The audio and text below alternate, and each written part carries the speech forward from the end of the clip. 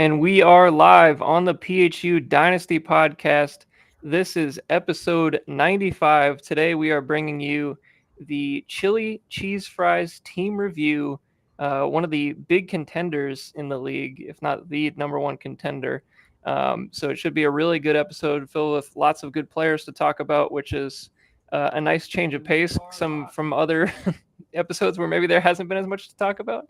So this one should be really fun. And I think it's pretty well known at this point that this is one of the, big contenders in the league, right, Sean? Oh yeah, no doubt. Yeah, it should be a fun one, and we'll also we've had a flurry of activity in the last few days, which has been kind of fun for a random July. Generating our own content over here. Somebody has to do it. Both of us were involved, so maybe this is just for content. We'll talk about those for a few minutes, but to start this episode, because of these trades, it was, Tibbs took a nice little shot at Alex in the chat, and Alex followed up saying he didn't watch any football last year. He said less than 5 minutes worth of football, which I think that is factually incorrect, because I, for one, was with Tibbs in San Diego, where we were watching. It was in October, whatever week it was in October. We watched the first half of the games before we went to the airport to leave San Diego. So this idea that Alex doesn't watch the game is I think it's false. It's not true. He watched football last year. Now, was it a lot of football? No. But I will also say that this was spurred, this whole fire sale conversation, the fire sale music video, all the content we got out of that was also because we were watching the University of Nevada, Las Vegas, Ricky White versus the University of Houston, Joe Manjack. And if you don't know the name Joe Manjack, you will at some point. One of the best receiver names of all time. Alex, we were watching that game, and that's when the fire sale happened. So it's this idea that Alex doesn't watch football is just simply not true. He watched football last year. That being said, I don't think it was a lot of football, because if you looked at that Puka trade and thought that was a good, he made basically that tells you he didn't watch any football last year if you make that trade for that value. So anyway, that's my word on Alex, because I think that statement was questionable, to say the least, because we did it together in San Diego. We watched the games from this wonderful beach bar, and I remember the entire conversation of the time we were there was whenever Alex's players did good, he was going to go for it all. He was going to try to win it all. And whenever his players did something bad, I'm going to have a fire sale. That's basically, so it was like play to play. Like Najee Harris played great. All right, we're going all in. If Najee Harris had a shitty run, we're fire sailing it. So it was a fun time. That being said, let's start talking about some of these trades, Sean, because we did have, like I said, a little flurry of activity here. And I think this is probably the most random couple of trades we've had in league history in terms of timing. I kind of just got fired up because we were talking about this, all spurred from Galactic, actually. I was talking to James regarding a Devontae Adams trade in Galactic, and James also has Taj Brooks, who I happen to love, and everybody that watches the podcast knows I like Taj Brooks. So because of that, I was like, you know what? Let me go try to get Taj Brooks in Dynasty. So then here we are over in PHU. I'm trying to work something for Brooks, like some low-level deal. And as I was perusing through the Plague's team, I saw my Lord and Savior, Travis Kelce, is still on this team. He's not nearly as expensive as he used to be. And I thought, what better way to head into this season than let's bring back the Lord and Savior for one last ride to mentor this group of Jagaloons that we have. And we'll move on from Jake Ferguson, who everybody loves turd. That's great and all. But Travis Kelce is Travis Kelce, which also, just in all jokes aside, Travis Kelce still could be very good this year, which would be very nice.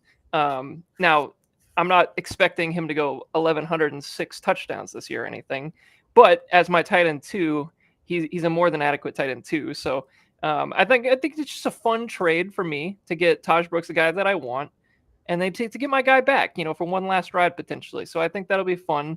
And then for the Plague, to get, basically younger at tight end for roughly the same value, much younger, almost 10 years younger. If you look at it with Jake Ferguson, just makes sense for the squad to make this deal. And Michael Wilson, I think we've joked many times on this podcast at this point, he could just be a giant roster clog at this point. but Dan Highly has possible. the spots available to be clogged. So there's plenty of places for him to clog himself in this roster. So, and he's young and has some upside. So like, there's not like, it's not like he's completely dead yet. So like, I understand that from Dan's side. And then picking up that 27 fourth, Dan loves 27 picks, guys. He just loves them. So if you want to trade with Dan, you got to give up your 27 picks, even if it's a fourth rounder. So technically, according to Keep Trade Cut, I lost the deal basically on that fourth rounder, but I think that was basically the price I had to pay to get the guy that I wanted in Taj Brooks, because I do believe in the talent. So that was a fun little trade. And let's go to Sean's team now. If I go back to power rankings, long gamers, activity. Okay, here's the trade. So the second trade that happened today was once again with the Philadelphia Plague and the long gamers. Sean acquired Devontae Adams, J.K. Dobbins, Tucker Kraft, and a 2028 third in exchange for a 2028 first round pick, Jalen Noel, and Joshua Palmer. So, according to this chart, Sean won the trade pretty considerably, actually, by 2,400. Sean, maybe give me some kind of insight into the trade. I know we talked a little bit about how much we like Devontae this year. I think you and I are both pretty high on Tucker Kraft this year. So just give me a synopsis of the trade on your end. Yeah, a couple guys that I'm just super high on this year, and Dobbins just kind of fills out a role on the roster as well. Just him and Harvey, and just kind of solidifying that I'm going to have the value in that backfield for this season. But for Devontae, I still feel like there's one more year of elite like play left, specifically because he's going to the Rams. Um, so I just feel like I feel pretty confident in him being probably about like a high end wide receiver two this season. For me personally, I think that's kind of where I've got him graded out. And then Tucker Kraft, I think he's just kind of somehow been great, but like under the radar because of just like the chaos that is the receiving position in Green Bay. Like it's kind of been all over the place, but he's just been consistent. And he's a guy that I think has a really good shot of being a top 5 tight end this year. Yeah, I mean, I on Kraft to start, I guess he's a guy that like I've seen him in the redraft area of tight end 11, 12, 10, something like that. I think that's a spot that he could easily outperform. I believe he did it last year. Anyway, so it's not like, I mean, even if he just reproduces what he did last year, he'll beat those rankings. And I think he's also a guy that the coaching staff loves. He easily hopped Musgrave, who was drafted higher than him. I think he's like one of the only guys on this offense that I think you could look at and say with any level of consistency as it stands right now that you can pretty much rely on Tucker Kraft on a week-to-week basis to get at least his 4 or 5 targets, and maybe at the least give you those 3-4 points, which is, for tight ends, it's fine. But he's just one of those guys I trust on this offense, whereas a lot of these other guys I kind of like don't trust yet. I mean, we don't know what Matt Golden is. Even Jaden Reed, we've talked about on this podcast, last couple of weeks, like he's hit or miss. Dobbs and Wicks are very hit or miss. So like I feel like Kraft is easily one of those guys that will be the most like consistently involved, at least in the early goings, maybe until Golden gets going.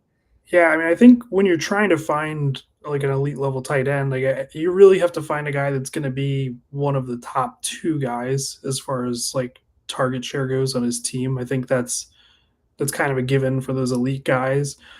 And I'm not saying I would bet on him to be one of the top 2 guys, but I think it's not out of the question that he could be on this team, just based off of like how the receiver position has gone the last couple of years in Green Bay. So I think that's a bet worth taking. He's obviously shown the talent to be able to do it. He's great after the catch, which is not something that every tight end has. So you always think that a big play can happen when he gets the ball, a la like a Dallas Goedert over the last few years when he's been healthy. So my high end, and I think I feel much better about my tight end room than I did probably going into last season.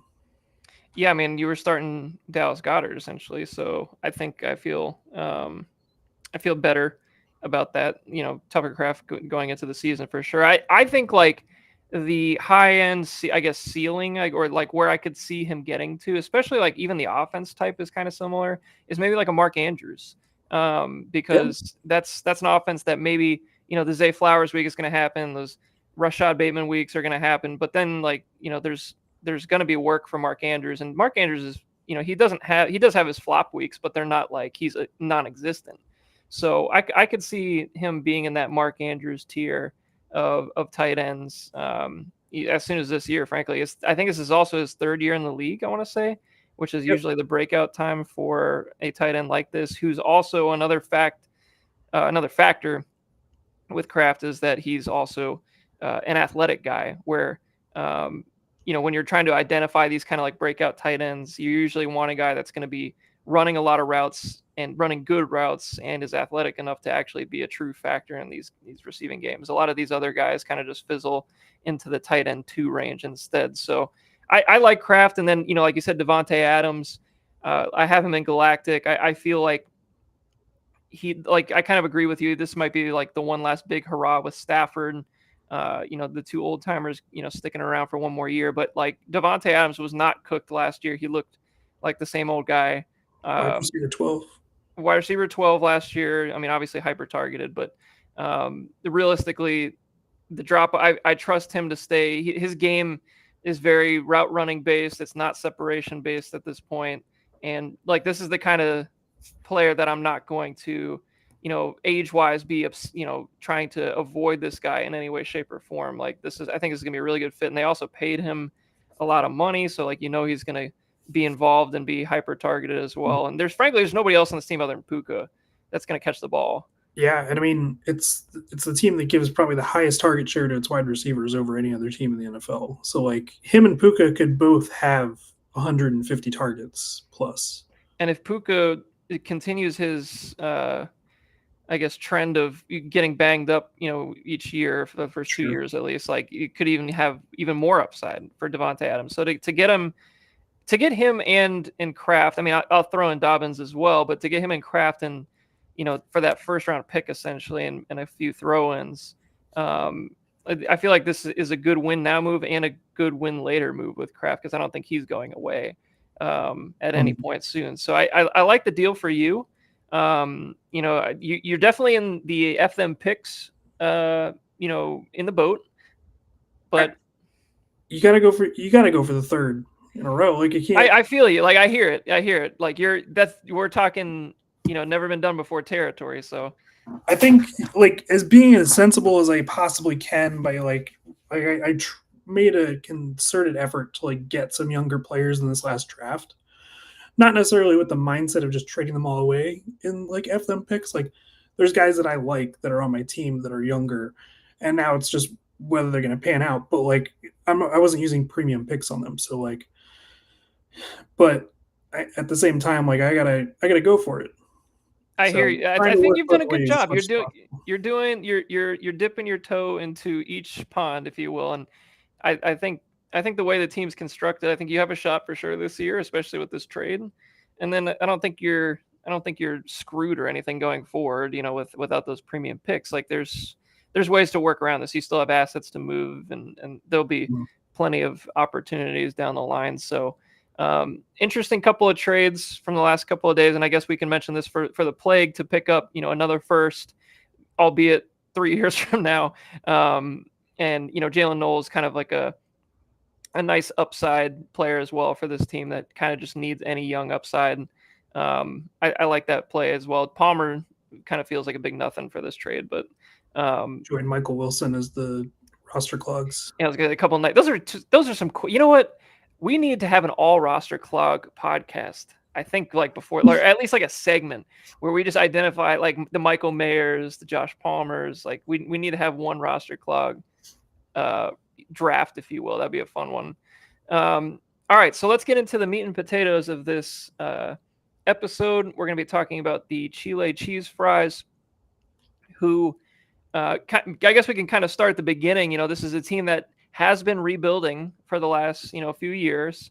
Really blew it up quite a few years, or I guess a couple of years ago now. But I think we're going into technically year 4, if you count the year 0, which I do.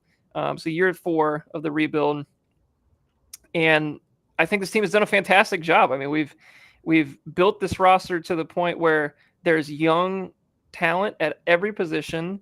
There's quality veterans at every position. Maybe, I mean, even tight end, I guess, is the true weakness on this team, but there's still guys there that I believe in talent wise. But I've been really impressed with what Tibbs has been able to do with the picks specifically, because not only has he had the picks, he's hit on the picks, which means, like, yes, you can acquire all the picks you want in a rebuild, but if you're not hitting on the picks, it's really going to set you back. So, a lot of these guys, that, especially the top end guys that he's been able to acquire, even a guy that maybe didn't look, great right out the gate because of Shane Waldron, with the Jackson Smith-Njigba, like he kind of didn't look good, but now is looking significantly better. Like there's a lot of trending up on this team, and I think we're really looking good for this year. So, I guess, Sean, we can start probably right here at the top with the quarterbacks. Obviously, we had a huge deal this offseason, which this was the weakness of the team prior to the deal. But getting Josh Allen in that trade from the Plague, I mean, I think that take this team kind of over the top. Like, we already knew this team was a very great team, just all around with the skill positions. But now we get the number 1 quarterback in fantasy. So, just maybe your thoughts on just like how Josh Allen takes this roster to the next level, Sean. Yeah, number 2 quarterback. Okay, sure. Yeah. Mr. Lamar. Yeah, I hear you. I mean, it is like it's scary because he has everything else on this roster to be able to win a championship. You put in a guy that can by himself win you weeks, like that's pretty great. I mean, he's been maybe just in general the best quarterback in football over the last like 3 years. So he's gotten better, and he keeps getting better. It's scary.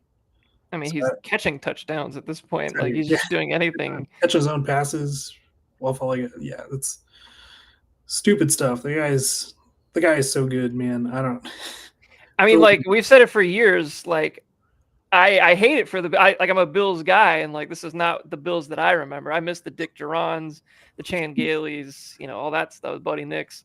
Like, this is not that. Like, and I think, honestly, the most Bills thing that could truly happen, if we want to try to continue the Billsdom that we remembered, is that somehow they don't win a Super Bowl with Josh Allen, which is totally possible, which is crazy. But like, that's kind of, if they manage to waste this career of Josh Allen, then they're the Bills. They've never left. It's just that they just tried to mask it for a little while. They're still the Bills. So, that being said, for this team, 29-year-old Josh Allen, he's basically right in the heart of his prime. Like you said, feels like he's still getting better. And this is just like one of those guys that just, he could drop a 50 burger on you at any point and just completely win you a week. And compared to what this team has had the last couple of years, after trading Pat Mahomes away, like this is what the team was missing 100%. And then now, if you look at this roster at quarterback, this is also very similar to how I like to view my tight end rooms. Is I like to have that guaranteed high end starter. I like to have a quality backup like a Dak, and then that one developmental guy as my third. It's very similar to the tight end room for me. So like, a lot of developing to do down there. A lot of developing. I'll tell you that. I don't know if it's ever going to actually develop, but I like that build, because you at least have a couple of guys that you can rely on at the very least, and then you have that one guy with the big upside. I'm basically doing it right now with Hurts, Purdy, and Caleb Williams as well. So it's kind of the same concept. And then of course Russell Wilson. He might not be rosterable basically at this point, but this team, I guess we went into the cuts. I don't remember if we cut him on the cut show. I think I had it between him and Anthony Richardson, but I mean, I just golly. I think you got to, like, at least this team, like the way it's built, I think you just cut Russell and just see if Richard, because you shouldn't be playing Richardson at all. So like, you might as well just see if he's got something. Yeah, I mean, it's obvious. We're going to learn a lot by the time we actually need to make these cuts. So that's definitely something that's going to be Like we'll know who the starter is in Indy, and like I just don't know if you come back from losing a starting battle with Daniel Jones. I just don't It's know. a hard one with how bad he's been, and it's also hard because, like, even let's say Jones wins the job, like, what's the leash look like for Daniel Jones? Like, is he gonna be like if he sucks after what 4 weeks? Are we trying Richardson? Like, because Ballard and Steichen are basically coaching for their jobs at this point, even though we both agree that Steichen shouldn't be, but Ballard is for sure. And like when I do my rankings on players, like I'll have like different like flags on players, like outside football issues. I'm not looking at Tyreek Hill there, or like medical issues, and like I'll just shade it depending on like how serious I think it is. And like Anthony Richardson would be like a deep red for me because this guy has not been able to stay on the football field, whether he's tired, which is not what I'm talking about, or specifically just injuries going back to college where he just has not been able to stay healthy. Like shoulder consistent back spasm problems like in college where he couldn't even like he had to get like changed like dorms and rooms because of the bed he was in, stupid shit like that. Like it's crazy stuff like how injury prone he's been so far in his football playing career for how limited, like how little he's played. He's like going back to high school. I feel like he's only played like 20 games. Like he hasn't Mm-hmm. played any football, and like a lot of the, like you're saying, these injuries are like freak injuries. The shoulder injuries are never good for a quarterback, especially one that has as much power as he does. Like that thing could tear at any moment. Like And it's like I don't know how to describe this, and like I've been like trouble I've been like workshopping this take a little bit. Like it's like there's like athleticism and coordination, and then there's like coordination that goes along with self-preservation, like a la like a Tyler Lockett that knows like to get down, hey, you gotta right? you don't take a hit. And like some guys that are supreme athletes just don't understand or never learned that. Like Jason Joel Daniels. Embiid, like in the NBA, is somebody that I'm like, he just looks like he has no coordination when it comes to like preserving himself, where he's just like falling down all the time. Robert Would Griffin. be Anthony Richardson in that category, and that's terrifying. Yeah, and like it's he it's I think we could legitimately be looking at him converting into tight end or something at some point where it's just like, like just to get anything out of him because if he doesn't win this, like he's not I don't even know if he's healthy enough to play that. Like it's like he's just like one of these guys. It's truly health dependent because if he was able to just be on the field and get the experience that he desperately needs, then maybe we got something. But if he literally can't, he's not even in camp. I think this like right now he was hurt in camp already. For Like, he will be back for training camp. He's a but like he missed important OTAs, camp. right? He missed mandatory mini camp. Like like you're fighting for your job and you're not even like available. Like that it's a tough one. And like obviously you can see by this dynasty value chart, like we all knew he had the upside. It's just a matter of could he Yep. put it together? And as it stands right now, he has not. So I don't think you could view him in any format really as a a very highly thought of player. I mean, like even redraft, he's undraftable basically at this point because you don't even know if he's going to play. So I think for obviously for Scavelli's team, it's kind of water or not Scavelli for Tibbs' team, water under the bridge right now with Josh Allen. But it might turn into something. But at this point, you kind of just have to hold and wait. Like I don't think you can move him at this point. So. Mm. Um, and then Dak Prescott, we should mention quickly, just because I feel like he's kind of back. I would say he's kind of back on the rise ish in terms of just like overall value because obviously had the injury last year. And I still don't think I mean, he had a great season 2 years ago. It's like he's got weapons to throw to. Believe he was second in MVP voting, was he not? I wouldn't be shocked with that. I think he's a top 5 fantasy quarterback that year for sure. I mean, I've got him in our league settings, the 6 point touchdown passes. I have him as a top 10 quarterback this year. So I mean, like that year, there you go. There's your answer. Because like I feel like he's undervalued in redraft leagues at this point, mostly just Mhm. because like when we haven't seen him play in a while. But he was very good the year before, and I think this offense, like from a talent level, got better with Pickens at the second receiver. Yeah, I just I think a lot of things line up well. I mean, they're not going to have like looking at the talent they have in their backfield, they're not going to have much of a running game to speak of. It'll be average He's at going to put best. more on Dak. He's got Pickens, who is gonna he's gonna help a lot. Like I think Pickens is like you could not have picked him like personality aside, like just football fit is just such a perfect fit with CeeDee Lamb in this offense. And Dak So does like to chuck it down the field when he's he given will the rip a opportunity. seam. He does not care. Dak, So there nobody you go. throws more seam passes than Dak Prescott in the NFL. Yeah, I mean Jake Ferguson. There you go. I mean, like I remember a couple years ago, Ferguson was catching all those seam passes, and they just haven't really had that second guy to attack the deep middle of the field. And like Pickens is the perfect player for this. So And somehow a storyline for the Cowboys is somehow underreported, but their secondary is kind of like a medical like shit show right they now. have some issues for sure. So that can Their be back they could seven just is be not good. they could just be a team that's kind of playing in some shootouts this year. So I really like it. I think it sets up well for him this year. I mean, I think they're going to be losing a lot of games like because of that. So like they should, like you said, they should be playing garbage time games and close games and like you said, shootouty kind of games. So like I feel pretty strongly about Dak. So like even if I mean, Allen happens to have an injury or whatever, like Prescott is a more than adequate backup quarterback and can take this team to the championship still. I think at this point, so a well built quarterback room at this point, Sean. Uh, Yep. Keep Trade Cut has him as the third best quarterback room. I don't agree with that.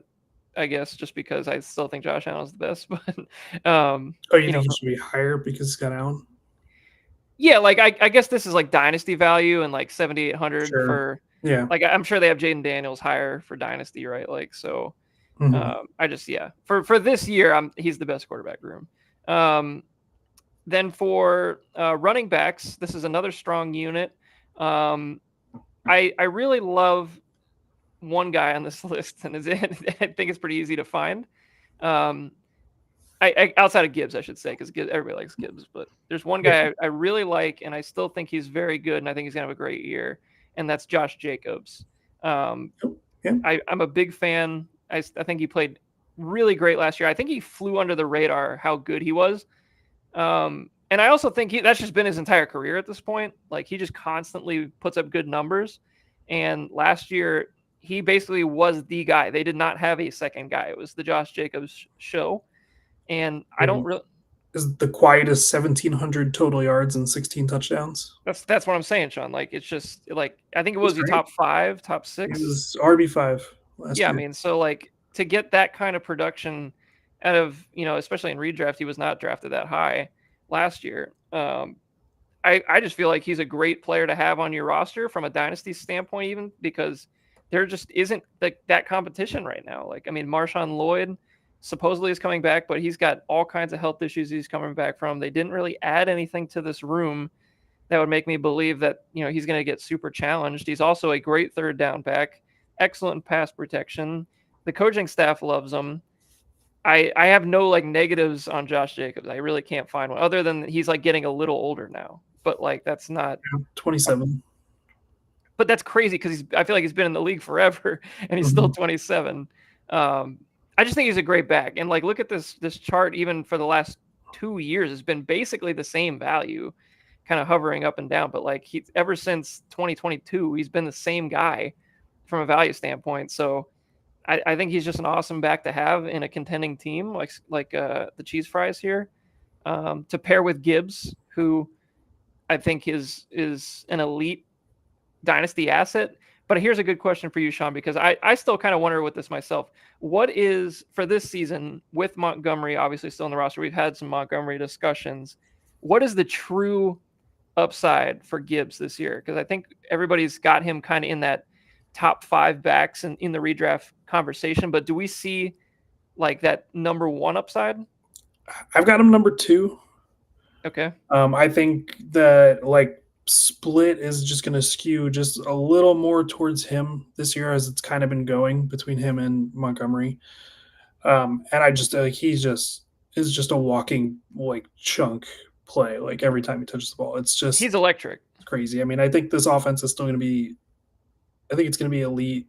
I think they're going to be probably not playing with as many leads this year, just kind of with how like the off season's gone. Like you're not going to win 15 games every year. Like the parity is going to catch up to them, especially losing coordinators. So like I think there's going to be chances for him to like really have some big plays in the passing game this year too.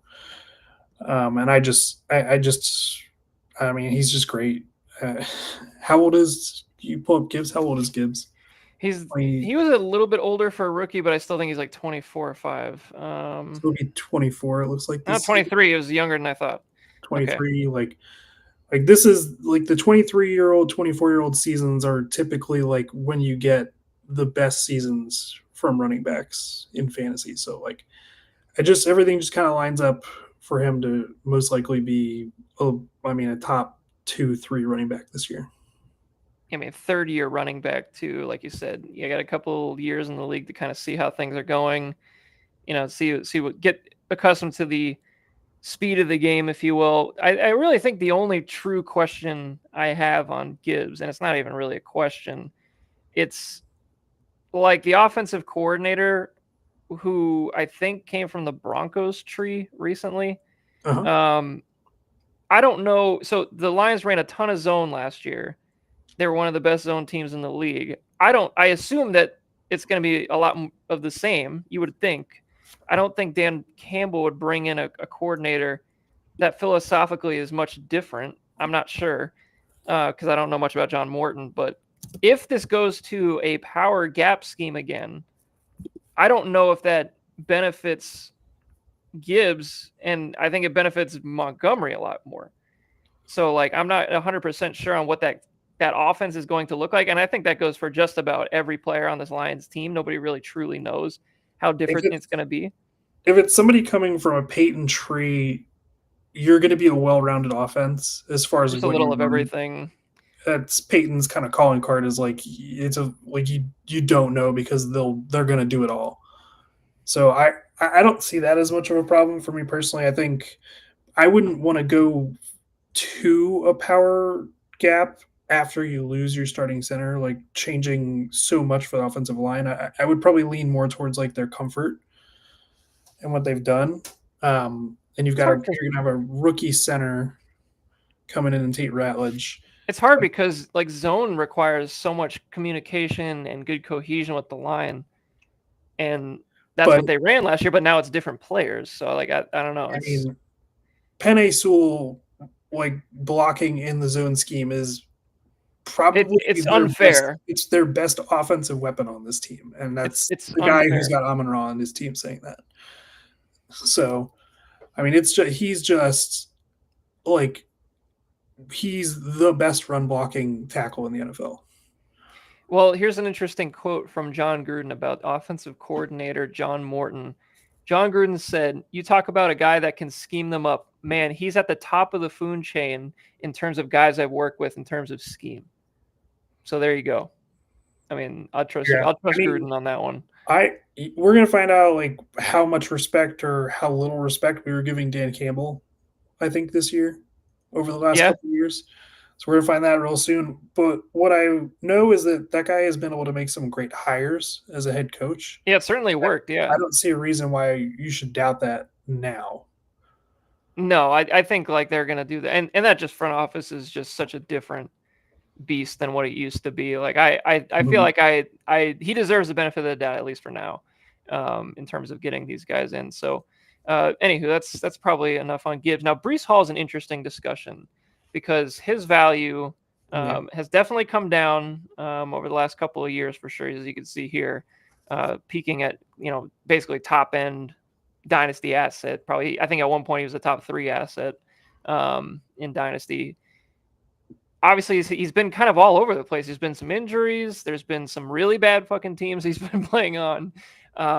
You can see the point in where he tore his ACL and the point where he played with Aaron Rodgers. Yeah, it certainly adds up. I mean, like he's still ranked RB8 in terms of keep trade cut value. That's high. I think it's maybe a bit much still, considering it's funny because Breece Hall is still 24, still extremely young, but like it almost feels like we've already seen him do like such. He's had such an amazing, talented season before. Like we've seen it on the field.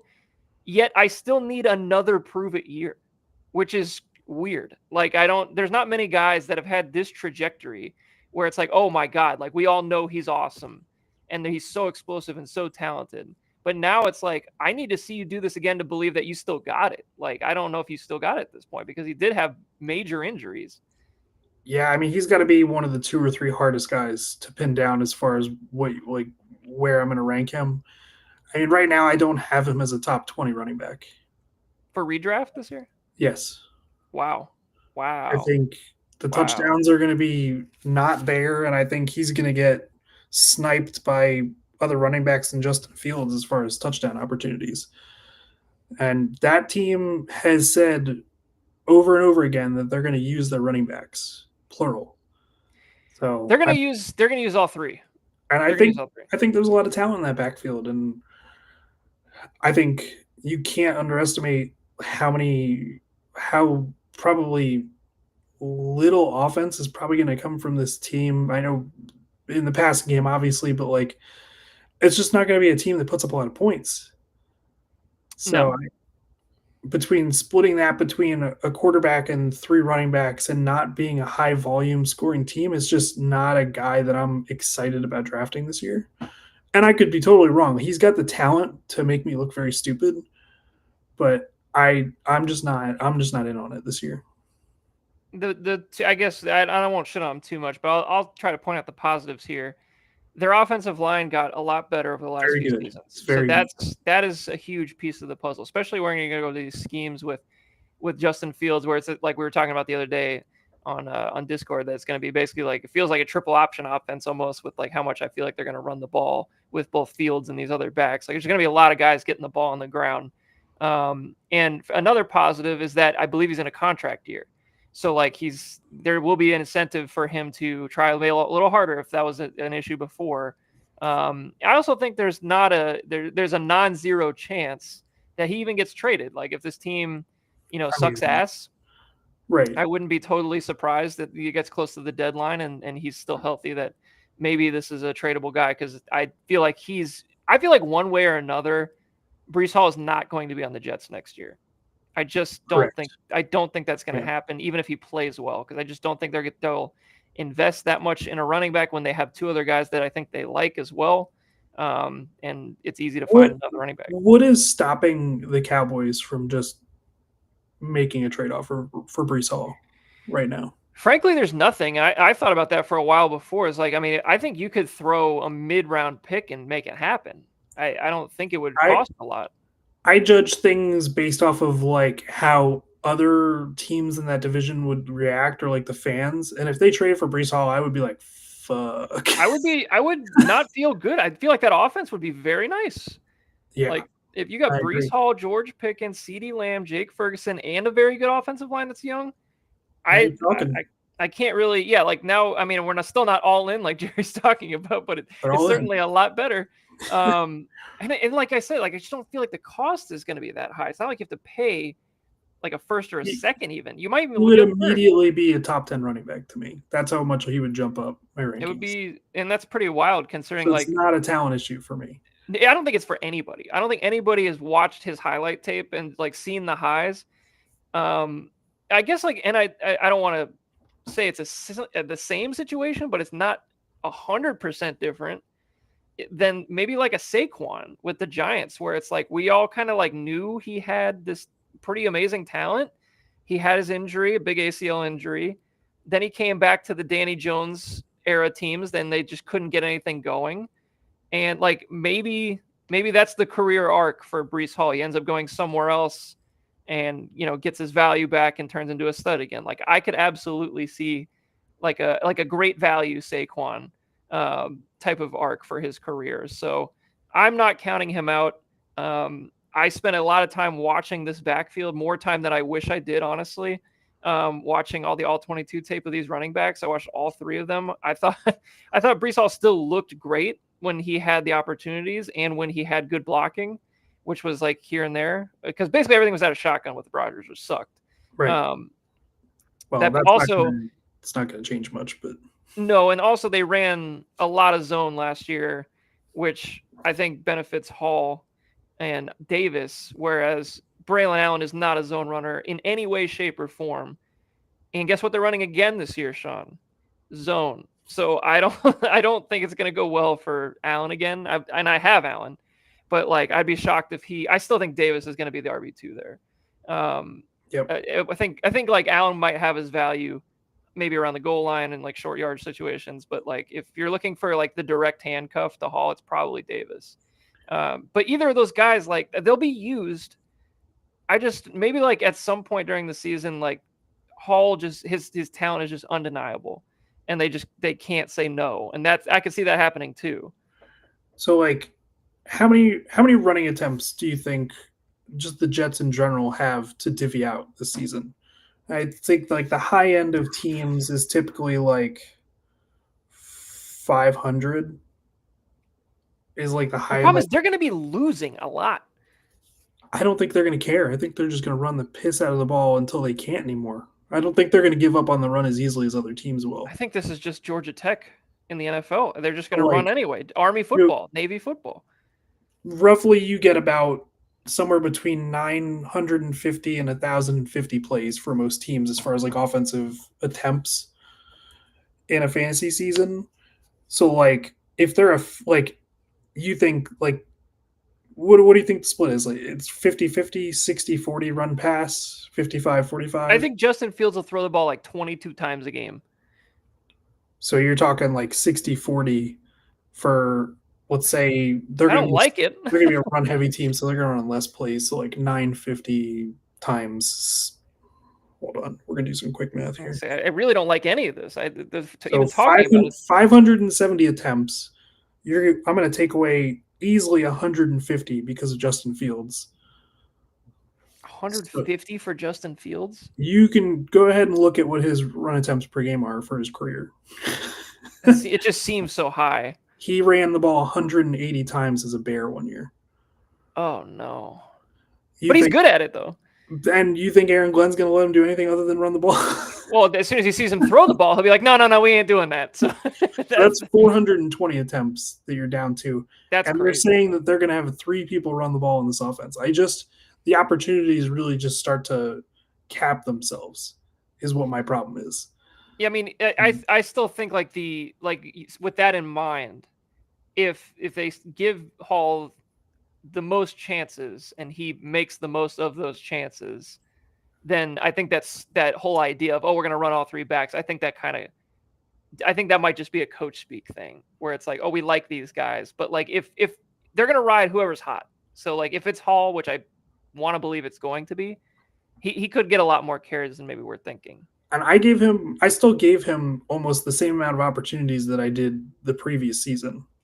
He's just still not, it's not there because of the offense. I just don't think they're going to put up a ton of points. So Just a brutal projection. This team in general is not it is just not a fun team, and this is like one of those teams that like I am just not going to be ultra excited to watch. Which, as usual, when the Jets are on TV, I'm just not going to be super. I mean, I'm more excited to see the other backs. I don't care about anything on this team other than the backs, which is kind of weird. And Garrett Wilson, I guess. But all right, let's go to the next running back group. We'll group these together. We got the James Conner, Trey Benson grouping.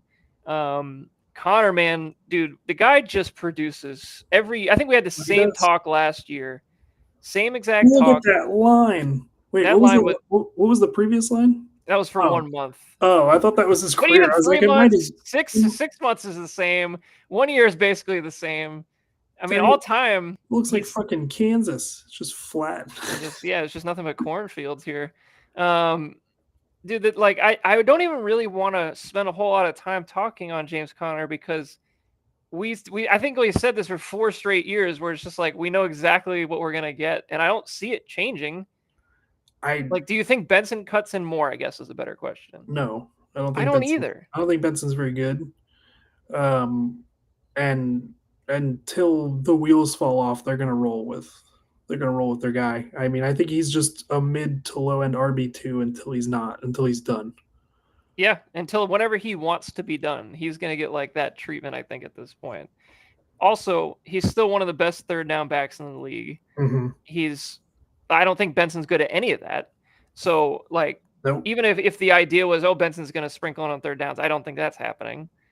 And like you said, Benson, you don't think he's very good. I don't think he's very good either. I mean, I think he got a little better last year, but like that's not saying a Sure. whole lot. Yeah, but I don't want to be waiting. Like that's a position where I don't want you to like. I want you to be good in year one. I don't need you to be getting better. Like this is not the tight end position.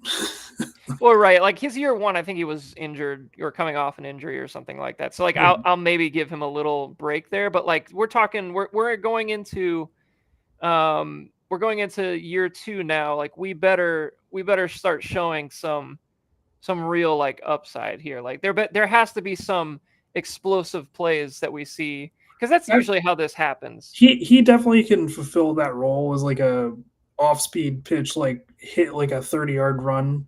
Like I can If it's definitely see that. blocked well, yeah. Yeah, it literally needs to be drawn out for him because he's not going to find it on its own. His vision is just poor.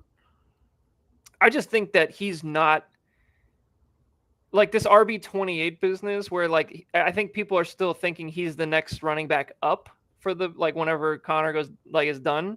That's I not don't how think it it's James works. Conner. I don't think it's James Conner. Or I don't think it's Trey Benson. I think they're going to find Right. somebody else. Like I don't think it's going to Mhm. be him. Which Agreed. maybe he proves me wrong. It's the second year. Maybe he's better than we think he is. But like as it stands right now, he's not a guy I'm confident on. And I can't remember exactly where Tibbs took him. I think it was early two, like maybe early second round or something like that. But as it stands right now, it's kind of just it feels like a wait and see, a bit of a One clog, bit of a 1.08. handcuff. Okay, so that's a bit high. I think, but didn't we say that during that draft that it was like, oh, that seems like a little high for Trey Benson? Yeah.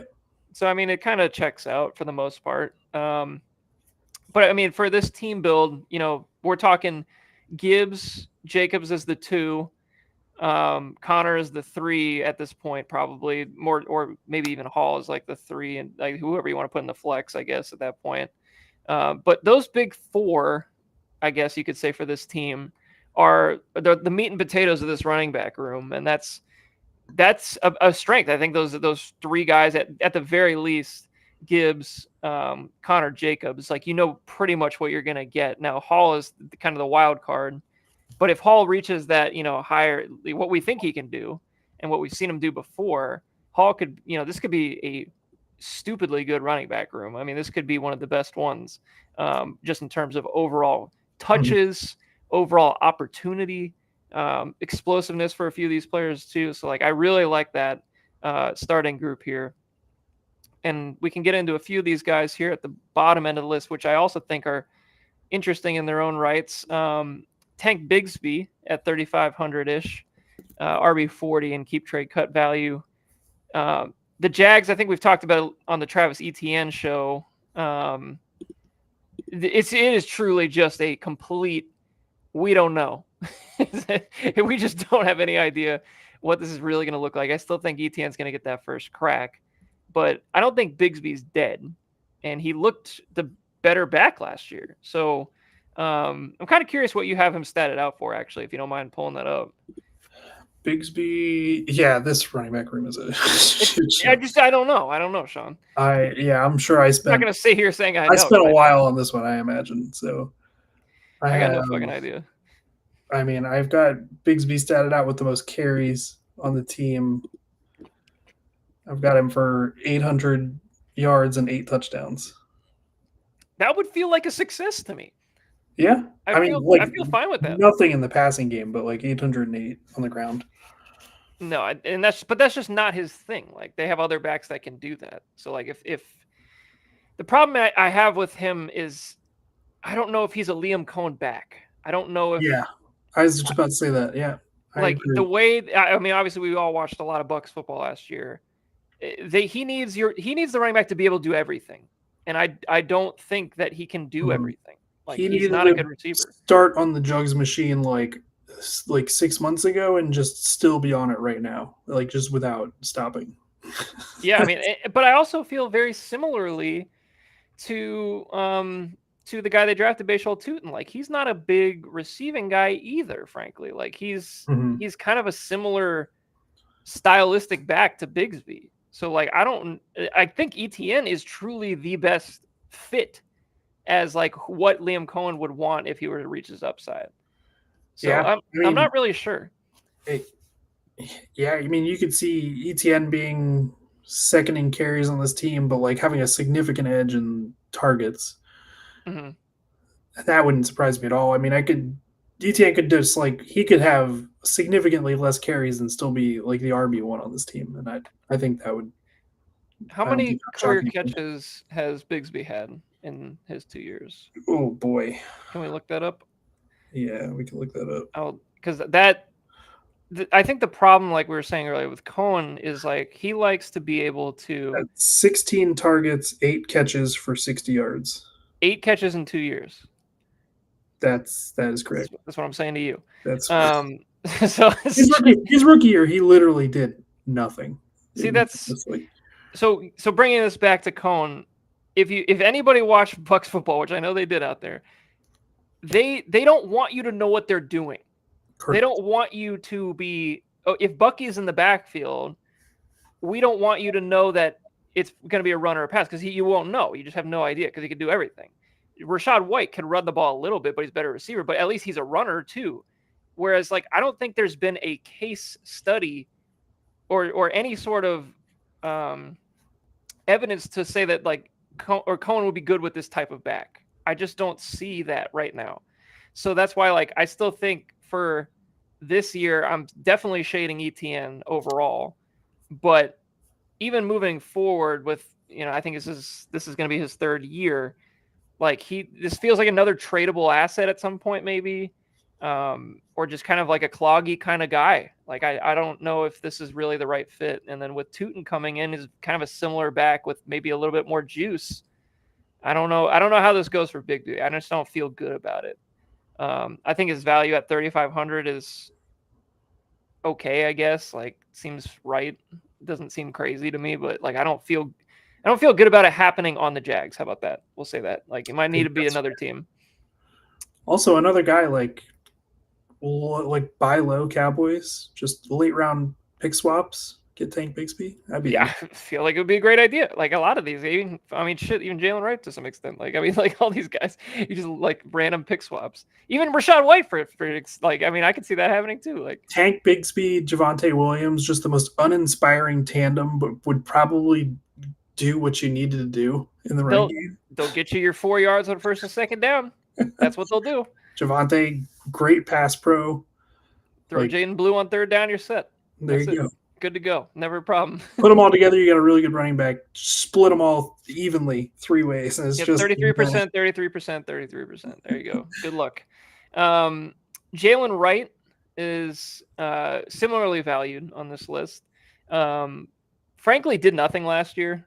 I mean, everybody kind of thought that, like Achan wouldn't make it all 17 games. He did. There wasn't really like an opportunity for him to like be the guy, if you will, last year. So it's kind of hard to say like he can't do it if he needed to, but like he didn't really do much of anything. So I don't know. yeah, Like, and they brought in Ollie Gordon as well. yeah. I mean, I think this is just a wait and see mode. I think it was just it's like borderline. You just have to throw out last season almost. It is what it feels like for that team, just because Yeah, everything was bad. There was nothing good. Like Johnu Smith was the only good thing, and they got rid of him. right. So um, it's really going to come down to like, is this offensive line passable? They invested in it. They signed a guard from Pittsburgh. They've got Patrick Paul in year 2. They drafted Savania. So like they've made a concerted effort, and with their limited resources, traded up to make a concerted effort to like get this offensive line better for just the absolute train wreck that is the back end of their defense now. But so like we're gonna see, because if the moves don't work out like very well for what they put into the offensive line this offseason, like it's gonna be a shit show and everybody's getting fired. Yeah, But I think this is a real prove it year for sure for this whole team, frankly. But like specifically for Wright, um, I do think there's a solid chance at an uptick in usage because there's no Mostert this year. There's mhm. also basically Achan maybe just playing receiver flat out at times, which would potentially get him on the field as well. Um, and I think that Gordon will have a role on this team, whether it be short yardage or, some sort of, different look type of feel. But like Jalen Wright, like he really is just like a handcuff still. Like I don't see standalone value right now for Jalen Wright.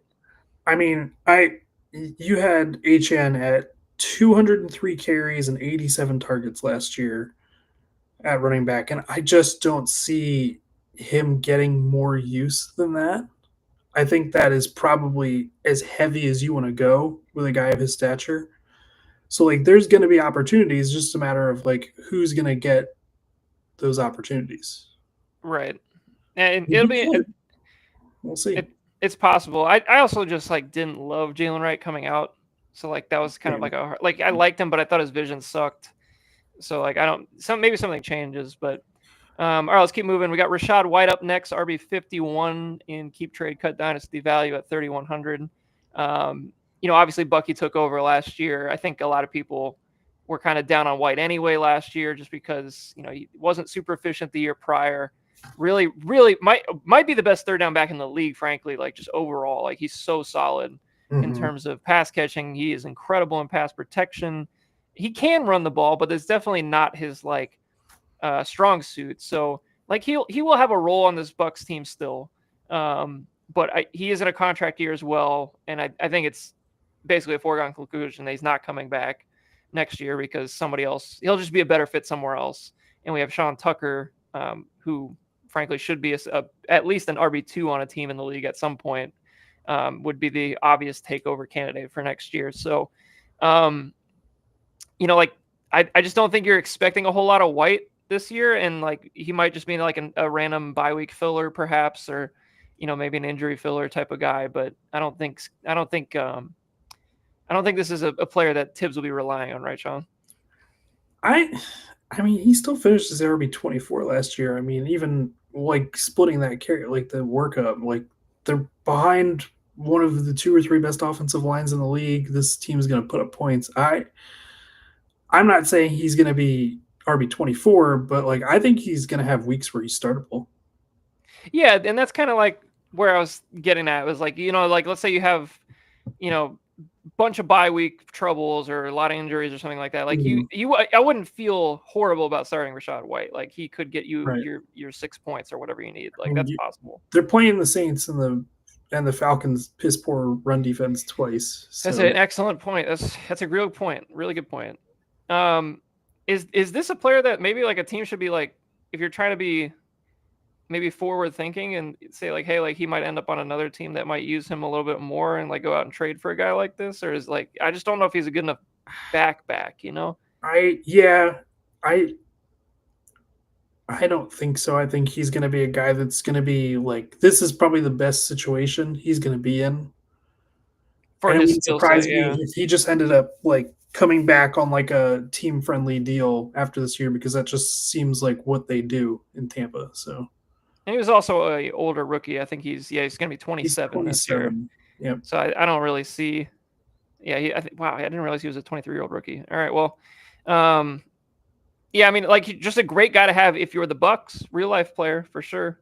Maybe not so much fantasy anymore, but Mm-hmm. he had his moment. I mean, he was 6,000 player at some point and keep trade cut, but the Bucky thing coming in really just killed. I mean, Bucky is just clear the superior runner. All right, let's keep moving. We got Jarquez Hunter at RB9 for this team at 2,900 value.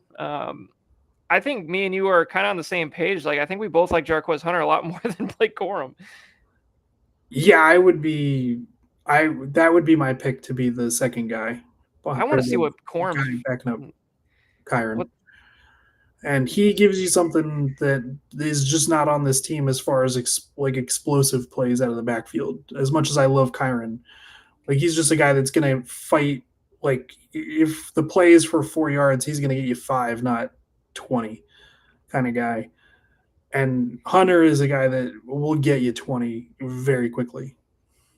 And Hunter is only 200 points keep trade cut value ahead of Corum right now, which is kind of wild. Like they're basically the same value. I also think he's 2 years younger, 2 or 3 years younger. So Yeah, That Corum played. I think he played. I think he was like a fifth-year senior when he came out. Was he not? I think he was at least a fourth year senior. Anywho, also this Jarquez Hunter was one of Charlie Campbell's favorite sleeper backs this year, so that means something to me. Yeah, he's up So there for me too. I liked him. they were excited, like in the draft video I saw where they took Hunter, like they were very excited to get Hunter. And I think they had him ranked much higher on their boards. I think they ended up going a different direction in the third round, but I think they really liked Hunter. So I mean, like you said, the Kyron thing is a bit unsettled right now, and if I were to bet on who's going to be the next guy up, I'm betting on Hunter. Yep. So a good hold here for Tibbs to have at RB9, and who knows, that might turn into something really, really nice next year if things shake out the right way. All right, into receivers, a really good unit, really, really good unit, maybe the best, arguably the best. Puka Nacua, I mean, we'll start right there at the top. Obviously, we traded a first, second, and third essentially to get him. You get, a top 10 dynasty receiver. Seems like a great deal. Seems like no issues there, Sean. Check. Check that box. And this is a team that like didn't need to do this, and it would just fell in his lap. Like it from a value standpoint. So Must be nice. But I know. I wish somebody shopped around a little more. I mean, Puka, like we talked a little bit about during the Devontae Adams discussion, but I mean, Puka and him are truly the 1-2, and there's no real other threat in this passing game, and it's just target fest. No, it's just those two and Tutu running just beelines down the field. Whatever, yeah, the $10 million Tutu at will, just clearing space. The sacrificial slot receiver. Tutu 10 mil. That's a great. That's a great rap name at the very least. So I don't want to spend a whole lot of time on Puka because I think we all know he's really good. I mean, the hard part is like he's injured a lot. Yeah. But if he's on the field, he's going to be an amazing fantasy receiver. He plays a fucking rugged type of football, so we'll see. But I love it. I fucking love it. He's the Isaiah Pacheco of receivers. Yeah. He loves to get in the mix. And I'll never forget, there was one catch, I think it was last year, where it was like a sideline catch. And he had to dive full blown, just sacrifice the body, full extension, looked like he was floating. And I was like, all right, he's got it. It's so good. Is there anybody like that is better than him at like just over his head, like just tracking and catching the ball like that? Like I can in that way, no. Like Jefferson is in that category with everybody as far as being great at everything. And then like the only other guy that I thought of was Terry. For ball tracking? Yeah, just like over the shoulder, like I think it's him, and then Pickens has got to be in there. Sure. Yeah. But like he's a very different type of player. But yeah. It's just that very specific thing of like it's just the egg dropping right in the basket and just tracking it while you're on the sideline kind of thing. Like he like it looks so pretty when he makes He's incredible. He's like every time I watch him, because like I don't have him exposure to him anywhere in almost any league. Same. But like when I do watch him, I'm like, oh my God. Like this is one of the best receivers I've ever watched, let alone fantasy wise. Like he is so talented. So I just hope he can just keep it together health wise, because that's really the only thing holding him back. Next guy on the list here from a dynasty value standpoint, Jackson Smith-Njigba, as we talked. What? Really? I mean, he's at 7,000. He's over AJ Brown. Brown's at 6,500 now. That's stupid. Okay. I mean, Brown. Let's see Brown while we're here. So Brown's 28 years old. He's been in the league 6 years. It's just the age thing then. Okay. It's really just age. I mean, like, and this chart is just bullshit in general. Like, there's no way like he's less than a 7,000 for me. So, I put him like neck and neck, I guess, if you're really thinking about it. But anywho, Smith-Njigba gets a bump in terms of overall usage. No Tyler Lockett, no DK Metcalf. They brought in the ghost of Cooper Kupp. I think like he's the clear guy here in this passing game. Obviously, no Geno Smith anymore, so that kind of changes things in terms of just like what's this passing output going to look like. Yeah, what does that mean being the main guy for Sam Darnold that's not in Minnesota? Like what? It doesn't feel good. I'll say that. Like I'm not like I. It feels weird. It feels like almost like a net even, where it's like, oh, he's the guy now, but we also lost everything that this offense ran around. So, I feel like whatever he was last year in terms of like his value, I don't feel like it should be all that different right now. Like I've got him statted out for a pretty solid season. I touchdowns scare me with Darnold in Seattle, but Yeah, that's a the good offense point. inside can be good. So like he's not a guy that's in my top 20 receivers this season. And that's not a talent thing. That once again it feels like the Brees Hall discussion where it's like, I just don't know how much upside you have because of the situation you're in. Okay, here's a good one for you. This year, Zay Flowers or Jackson Smith and Jigba. JSN. Okay, because I feel like he's kind of in the same boat in terms of like the touchdowns. You'll probably get a lot of yards, but not a lot of touchdowns. I yeah, I mean I have them Wide both receiver stacked. 20 I or have ish. them both for 6 touchdowns this year currently. I just don't think Jackson Smith and Jig like I don't feel like he's like a red zone guy either. Like he gets Mhm. open, but he's not like the tall go up and get it kind of guy. He's more of a route runnery kind of guy. I still think like I'm landing on JSN in terms of just like overall talent and like the vibe I get from him. I'm still getting like Keenan Allen vibes. Like I still think that's in the realm of possibility. Mhm. I just like you said this year, I really need to see Sam Darnold do it somewhere else. I need to see if that's going to work. And even if it doesn't work, like he's still going to be the guy. They really don't have a whole lot of other options that are proven at this point other than Cooper Cup. So um, I feel like he should be at I least a target hog. Jackson Smith and Jigba or Marvin Harrison Jr. this season. Jesus Christ. Um, that's a coin flipper for me, I think. They're pretty close in my rankings. I think I'll take Marvin just That's because probably where I would lean to. I don't Here's a really I don't here's a even have a really good reason why. It's just a vibe thing. I don't even know. JSN or Rashi Rice. I'll take Rasheed Rice. Okay, yeah, good. I just think like dude, like if he's healthy and the way he started last year, like Rasheed Rice was stupidly good last year at the beginning of the year. Yeah, Like I had him in redraft too, and he was just like absurdly good at the beginning of the year. So it's like I I, just think if that's what we're gonna get, which I think is what we're gonna get. they did lose their other starting receiver, and they had Fat Kelsey to start last year. So That's there's true. that. But I just think he's good. I just think he's a really good player. It's just that simple. uh, I think he's good at doing the 2 or 3 things he's good at. He's the best mesh receiver in the game. How about Yep, that? He can run across the field quickly. you damn right he is. Son of a bitch. What a And great player. that'll work in an Andy Reid offense. That'll work all day and twice on Sundays in that exact setting. Mhm. Um, but yeah, all three of those guys are not really that far off, frankly, though. Yeah.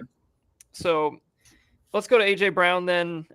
Brown, we talked a little bit about the age, kind of dropping the overall dynasty value at this point at 28. I still think that's a little bit low for him. I think he's a 7,000 guy personally.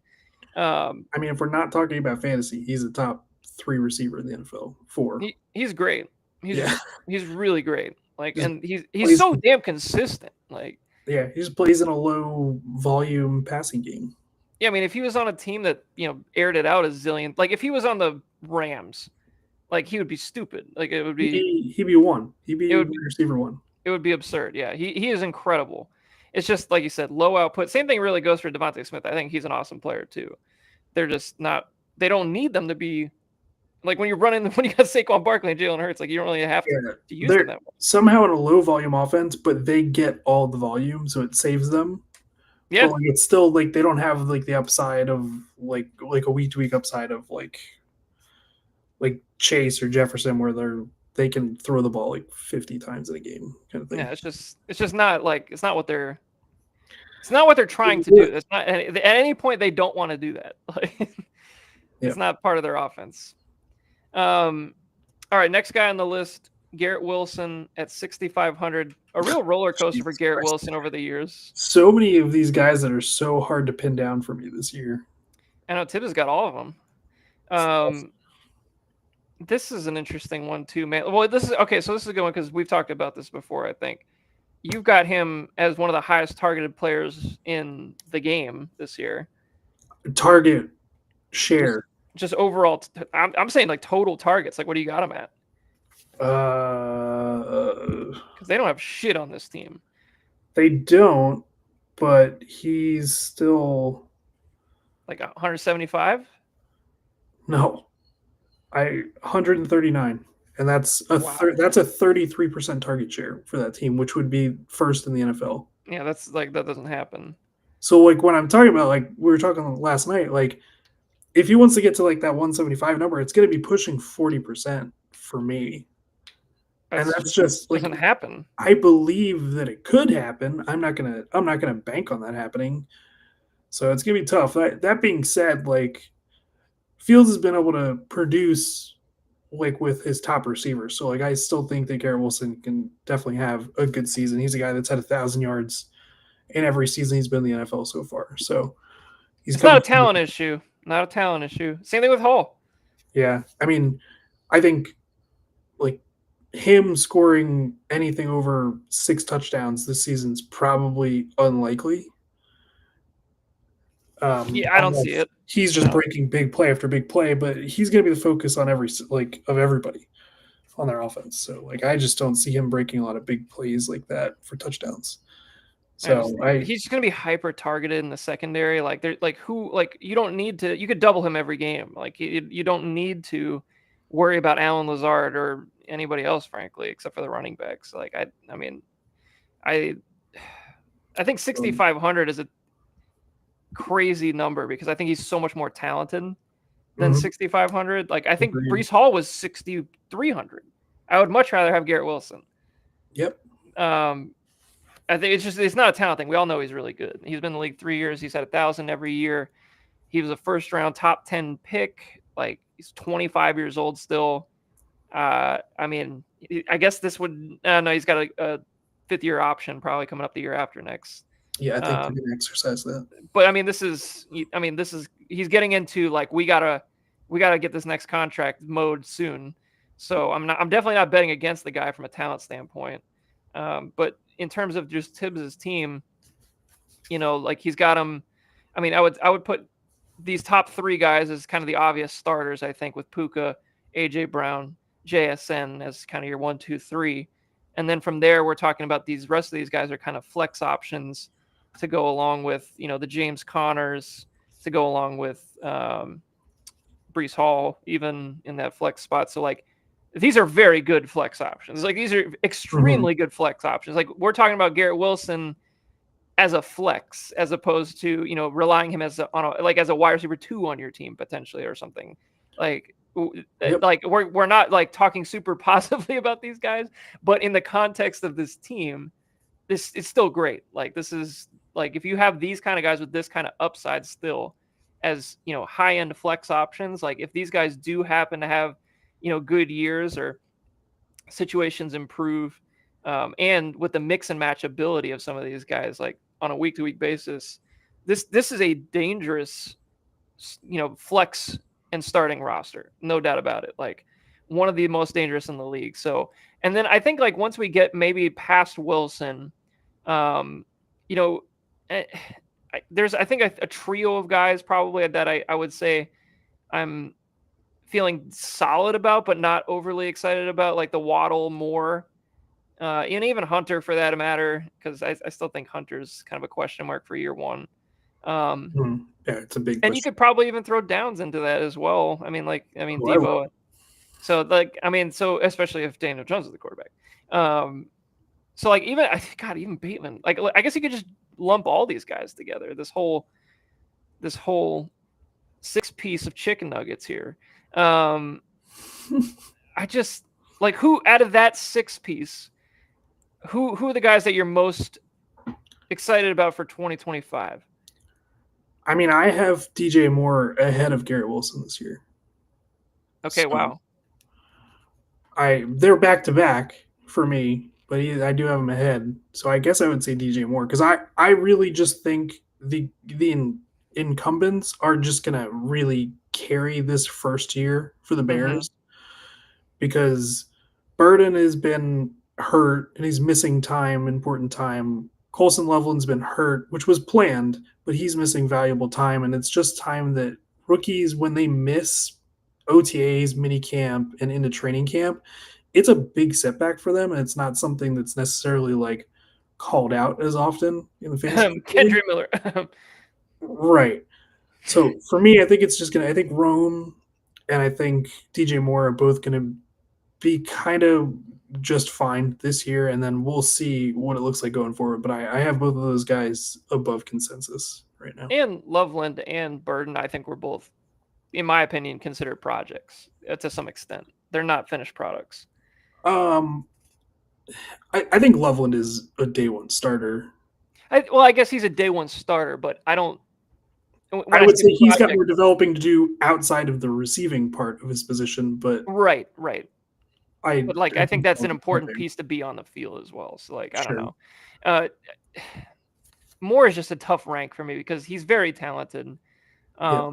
He's also not that old. Like he's still kind of in that prime era of his career. He's getting paid a ton of money.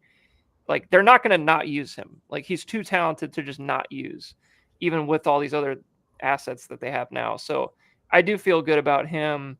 I feel at least for this team, he's an easy plug and play flex player week to week for sure. Um, One of these guys that, man, I just don't know what the hell to do with them. Jalen Waddle. I loved him that first year. The Penguin Waddle is tremendous. I just have no idea like what to do because like we were just talking about this team, if they don't get it together this year, could just be a complete wash and we're blowing the whole thing up and who the hell knows. Obviously he got an extension pretty early in his career. But I'm just like not excited. Like like for such an exciting player to not be excited is What's annoying. It's annoying. what's funny when I was talking earlier about like how I have like different like shades on players as far as like injuries or other stuff off the field, like if I'm just going off of just raw statting out players, I've got Waddle ahead of DJ Moore and Garrett Wilson this year, but there's not a fucking chance in the world that I'm like he's gonna be there. Like I'm gonna put him there. I just But can't do just it, like Sean. raw numbers of like projections playing 17 games, like he's right there. He should be He's great in this in the theory, but he, it's just not. he has the hardest job on that entire offense as far as like what he's asked to do as a receiver because Tyreek Hill gets all of the layups and all of the easy stuff, and Waddle is just running all of these fucking big boy routes and stuff that frankly Tua just can't get the ball there. So it'll be curious to see. He's very talented, so I wouldn't surprise me if he's is a wide receiver too on any of these given years. Just if he everything breaks right, but I just don't trust it at this point. Yeah, I mean, I think we've seen it's been a couple of years since we've seen peak Waddle, and he's another guy like I need you to reprove it, which is Mm-hmm. weird. I hate that because we know he's good. We know Brees Hall is good. We know Garrett Wilson's good. A lot of these guys on this team that we're talking about on this Chiefs Fries team, we know they're good, but like The show it to me talent again. is widely outpacing the situation for a lot of these guys. Is what it feels like. Which, if we're being completely honest, I I'm, feel like in Dynasty, I okay with it. like that. I Yeah. like that. Yeah, like I want you to be good because at the end of the day, you'll probably end up in this right situation at some point. But sometimes you don't. So that's like the hard part. I just like if all these guys that we're talking, even I mean, all the way down to Josh Downs, for example. Like I think Josh Downs is a very talented football player, Yep. especially in real life. I think he could Agreed. even be a great receiver in fantasy. But we're talking about this shit situation where it's like even like I think Michael Pittman is better than what we are saying Yes. because like he's a better player, but it's just I like he can't show it.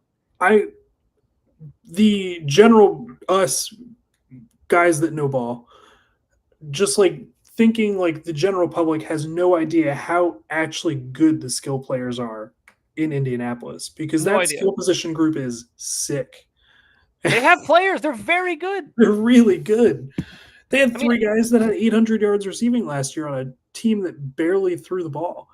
barely threw the ball, and I shit you not. I watched every. I hate that I did this. It hurt me to watch.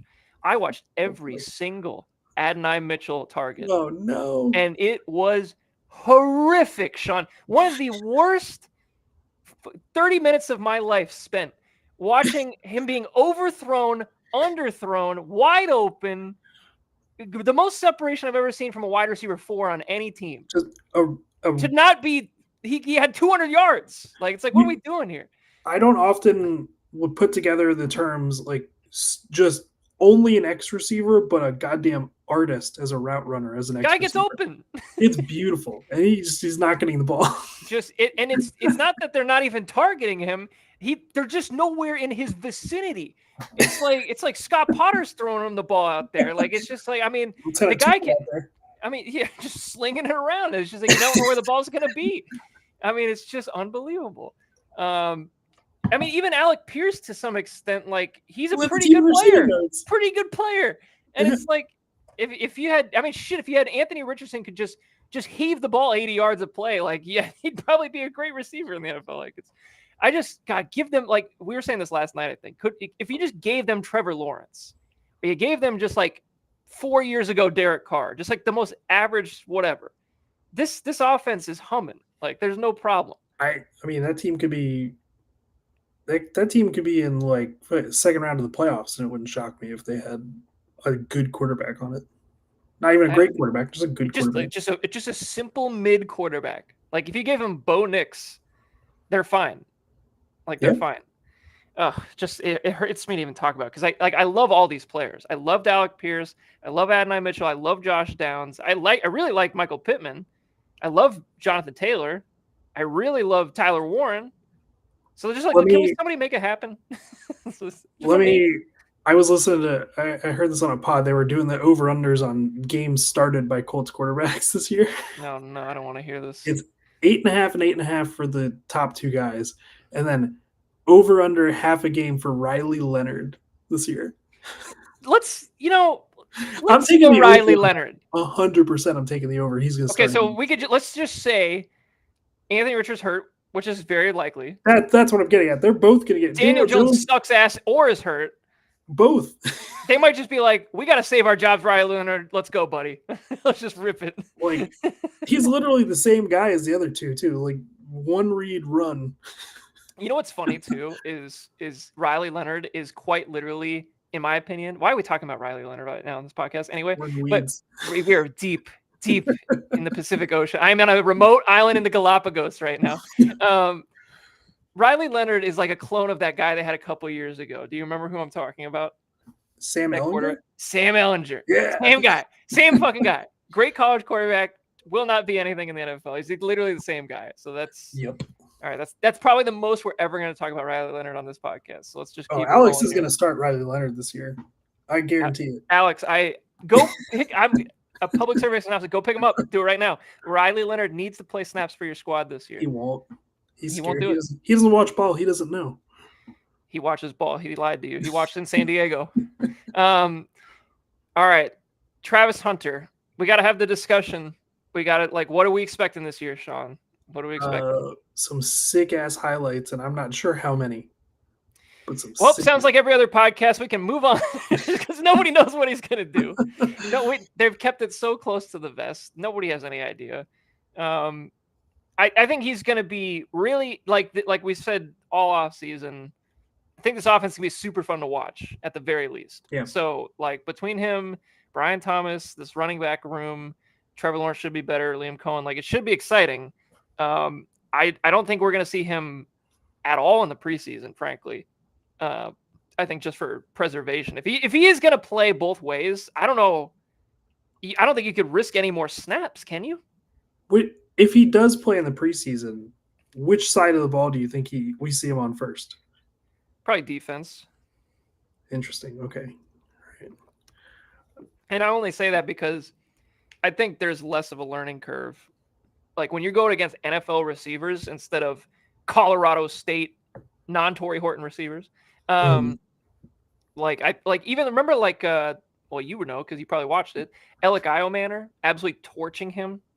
I watched that. Yeah, like that's an NFL talent. Yards or something. Oh yeah. Like, half the guys Colorado were going against were not NFL talents. So I want to see him do it. He's a slight dude. So, like, if it's just cornerback wise, like, he's gonna struggle in like big bodies, and like teams are gonna run at him.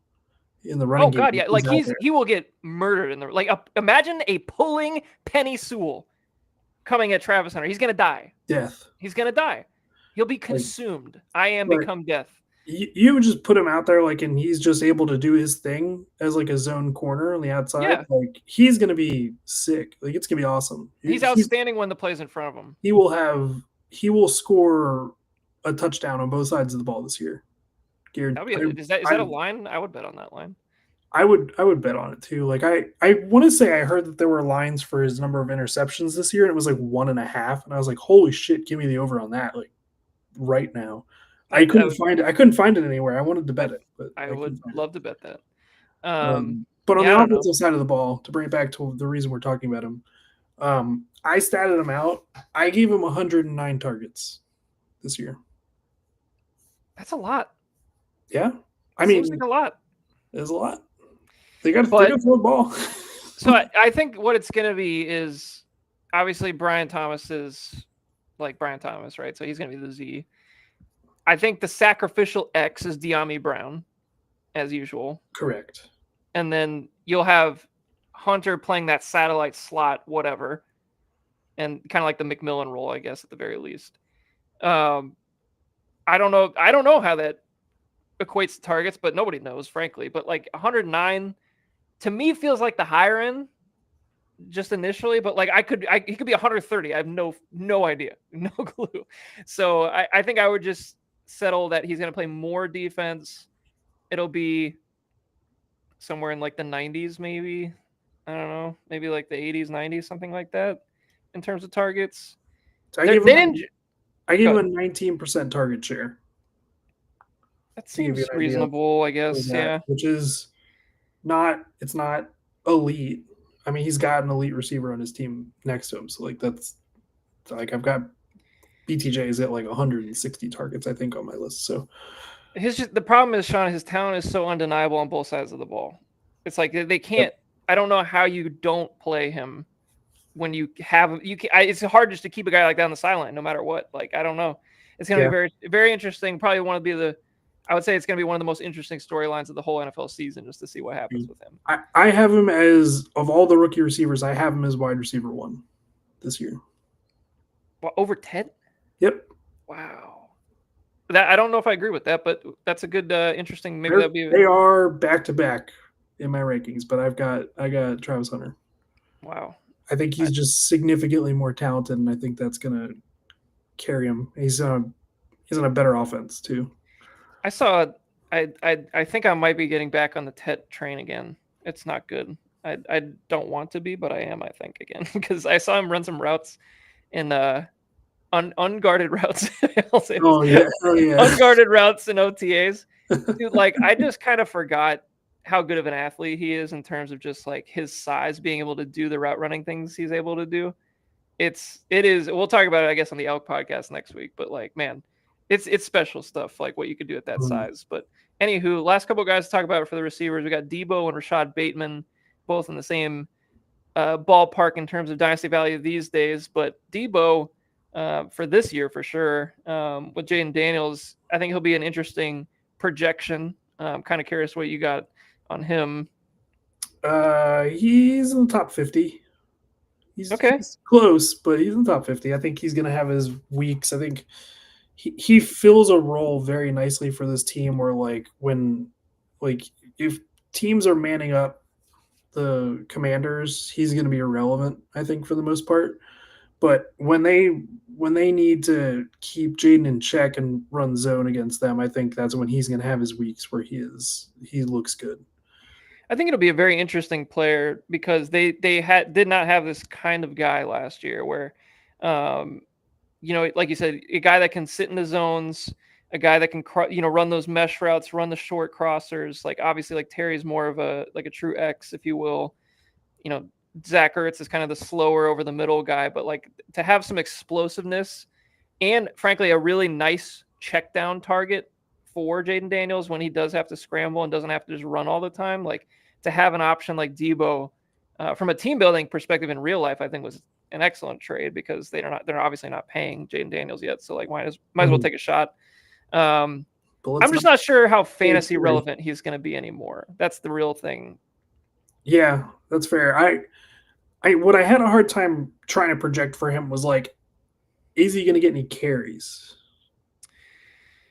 I think it's questionable because I think like in terms of like I still think it's Robinson is kind of the guy to start the year at the very Mm. least, and then of course your Ja'Cory Krosky Merritt could hit, but Austin Eckler's not gone, I was and going to say, you skipped right over Eckler there for a second. I think no, I Eckler. was gonna come back to him because I think he's the third down guy for sure.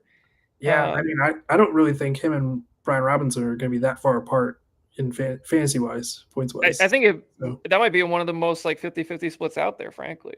yeah, and like I gave Debo 20 carries just because like body of work kind Yeah, of he's thing. gonna get some end arounds, and I think Kingsbury specifically, like with that kind of, he's always had that kind of guy, the Rondale Moores, the Greg Dortches, like the just Yeah. making manufactured plays. Like he'll get involved. Very different model car, but like same track. Yeah, we're talking about Hyundai versus a versus like a Mercedes Benz here, but that's to each his Um, own, I guess, in that and, scenario. But and just a note from last season because Debo like looking cooked last season. The dude did have like he was ill and yeah, missed he games. had a lot of issues last year. So like it's hard to like shit on him too much like for looking slow and out of shape. Like I think it's hilarious to like call somebody fat when they're at OTAs. Like they're training for the season. I think he's gonna be just fine. Like he's not Luca. He's gonna be all right. He's a Yeah, football. I mean he's well, not only that, he's also like Debo's known for being an athlete his whole career. Like even if he Yeah. was a little pudgy, like I still think he's an athlete. Like I don't think that changes Mm. things in that context. So I just he's getting old though. He's gonna be 30 this year, so it's reasonable to think that like maybe he is gonna be done soon. But like for this year, I'm not really too worried. So just another really great player to have on a team like the Cheese Fries, who they have just an embarrassment of riches in these flex spots where you could play any of the guys we've talked about at any given point during the Yep. season, all the way down to Bateman, Agreed. where you have Just missed my 10. top 50. So Sad. so basically all these players were in your top 50, right? Yeah, Bateman was 53. He's the lowest. So that yeah, man, that tells you everything. You got 10 guys that are in the top 50 of Sean's rankings. Like all these guys could conceivably be in your roster at any point during the season. They were all in the top 53, and yet I feel like I was like not shitting on them, but I was like, yeah, But they all but have a drawback. Yeah, there's always yeah, but yeah. But like once again, like I don't think any of these players, like there's not one guy I'm looking at that I'm like that guy is not a good talent. They're all a good talent. right. Like even Bateman, who I've historically shit on a little bit, like he's still a good receiver overall. Like he got paid Yeah, too, very so it's like good. they're all good players. It's just like how is it going to shake out? And that's frankly, I think that's just like the overall biggest question for this team outside of I think the running backs are pretty clear cut. We know what we're going to get for the most part outside of Hall, but Allen, we know what we're going to get, and these receivers, we just kind of don't know exactly what we have outside of the top three. Even the top two, I guess Smith and Jigba is kind of a question mark as well. So there's a lot of answers that we still need, but I feel good about getting the answers this year. So that's kind of where I'm at with the Cheese Fries, I think overall. But let's keep it moving to the tight ends, and we'll wrap this up here. We got the Isaiah Likely, Mark Andrews dynamic duo, if you will. Great real life tight end tandem, probably the best. Just like in terms of 1-2, I think just what they offer the teams, they both do very different things. It's just kind of hard from a week to week standpoint. I mean, I Likely has been getting more work as the years have gone on. I think this is going to be his third year in the league. Andrews kind of had a stretch where it wasn't so fun. He had that bad drop in the playoffs, which was as bad as it gets, basically. Yeah. Career high in touchdowns last year. It sure did. And it started slow. It started really slow. Very slow. I mean, you can see this dip was absurd last year in value, going from almost 6,000 all the way down to 3,700, which is crazy business. You picked up a little of that value, but like he's still so young. I always think Mark Andrews is 35 years old in my head, but he's 29. Like he's really not that old. So I don't think he's been in the league 7 years, which is wild. So I don't think he's dead by any means. But I think he's a lot harder to rank nowadays than he used to be. So that's the challenge I'm having with him. How do you see this between him and Likely? How do you see this kind of playing out this year? I mean, I think it's still Andrews is the guy. I think you almost like it would be almost like a you'd feel bad. It'd be like a relief if one of the guys got hurt during the year because then you're like, hell yeah, like I gotta Yeah, I mean, I kind of elite like tight end. I hate to root for an injury, but that feels kind of good, I guess, at that point. Like I don't Mhm. know, it's Yeah, I strange. mean, either of those guys is immediately like a top 5 play if the other guy goes down. But I've got Mark Andrews as the guy still. I think until he's literally off the team, I think he's just going to be he's such a safety blanket in the red zone for Lamar. Check out these value adjacent tight ends. I don't know if you can see this or not on your screen. I don't know about this. Isaiah I Likely's tight end 8. In keep trade cut value, he's higher than Kincaid, Kraft, Pitts, whatever. But I mean, he's my tight end 20 right now in in redraft redraft, this year. I mean, I know I he's think young. I think we're really losing the plot here of like what he's done. Yeah, like he has like well, I think everybody was so hot on him after that breakout game he had at the beginning of the year, and then like I don't maybe people are still stuck on that. Like he's a good player, but he hasn't proven anything over I mean, we're a long talking beta set, 477 yards and 6 touchdowns last year for the season. Like, and he had 3 of those in and that like was his one best. game. That was the best year of his career so far. Like, So I mean, he's been in the league 3 years. This is his contract year. I think this is Andrew's contract year as well. Could be yep. wrong on that, but I mean, I think we'll have more answers on like I would imagine that They're just really they would they're keep putting the him cart around. before the horse here quite a bit. Like, I don't like just adjust it after the thing happens. Like, why are we trying to? Yeah, it's like trying to predict it We're trying to be exactly. light years ahead here. We need to get our shit right. Come on, This is a guy, Sean, that if this guy hits the open market, some team is gonna pay him stupid money. yeah. They're like he's gonna get like it's gonna be one of the bad teams just going nuts to get Isaiah Likely. Like it's gonna be like $100 million deal or some dumb deal. Like I could just see it happening. And I like Isaiah Likely. Like it's not to say he's a bad player. Dolphins. God, there's a player that was like this, that was similar to this a few years back that just got mega overpaid and really didn't do a whole lot. Was it the Bears when they Is it Trey signed Burton? Trey Burton?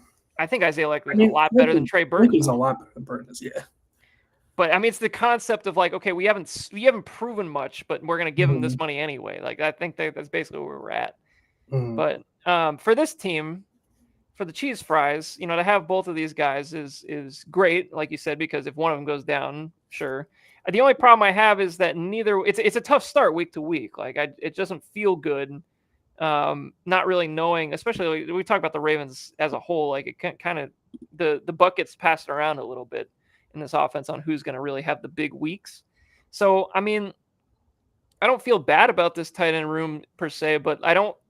The one thing I don't like is we don't have that developmental guy or that super safe. I mean, like Schultz is fine, I guess, but like, I'd like to see maybe one or two different guys with maybe some high end upside, or a developmental guy where it's like, okay, we might be able to work something behind Andrews in case that kind of falls apart or something. Can I give you a this or that with a caveat? Sure, why not? Go ahead. If Likely and Andrews both play the whole season, Isaiah Likely or Kyle Pitts? If they both play the whole season, I think I'm going Likely, dude. It's close, but yeah. I think I love how this is a Kyle Pitts podcast at this point, but dude, Kyle Pitts, I think just isn't it, and I don't think he gives a shit. I truly don't think he gives a shit anymore. I think he's just looking to get to whatever team's next that'll pay. Like, there's another guy that's going to get overpaid probably, just because. Like, just it's like, oh, well, like maybe we can fix him, or whatever. Like, I just, Fix him. I I just think likely is just like he's hungrier, and I'll take the hungrier guy. It's that simple. I don't think Pitts has that dog in him. I don't think he does. That's All fair. right, we look at this big stack. Richardson down stack, big time. Let's go into the picks. So Tibbs does not have his first from 26 or 27 due to the Josh Allen trade, which I don't think anybody is. Worth it. I don't think anybody's And saying anything negative about that. Puka trade, right? And the Puka trade, I guess he had two Worth then. it. Yeah, Puka and Josh Allen for 3 firsts, essentially. Think I'm okay with that. Yes. Not an issue. So, Sean, in terms of just the team in like this year, obviously power ranking wise, I think if we're looking at starters only, I don't think we can get a whole lot better because of how good the flex players are. It's all to me like, yes, we have the high end talent. We got Puka, we got the Josh Allen, we got everything there. We got Jahmyr Gibbs. But it's just the fact that you can play any of your 10 receivers and a few extra running backs. Essentially, you have 12 available flex options, is basically what I'm saying. You have so many flex options that this is the favorite for me. Like, I can't find, especially like even before the Allen trade, I still felt very strongly about this team because of its depth. But now that we've added Allen, like there's no way I'm not putting at 1.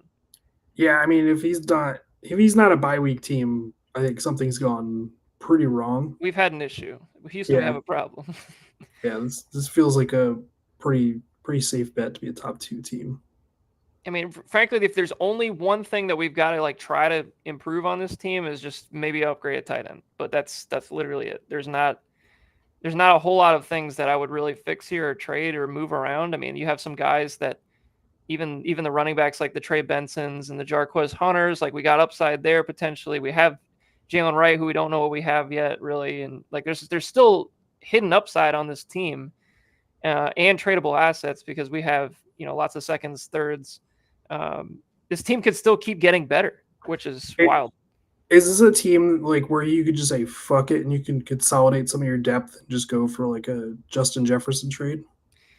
I think it's in the realm of possibility. I think we have so many good specifically a receiver. We have so many guys. I think that the question, I guess, in terms of trading any of these assets are like, I feel like some of the guys that you would want to trade, for example, like a Debo or a Rashad White or, like one of those kind of guys, their value is not what it used to be.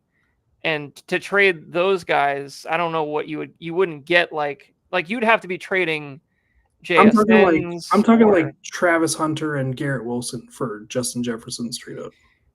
Now that would be interesting. I mean, I would if that happens, if you're listening out there, you need to text me. We need to do an emergency podcast.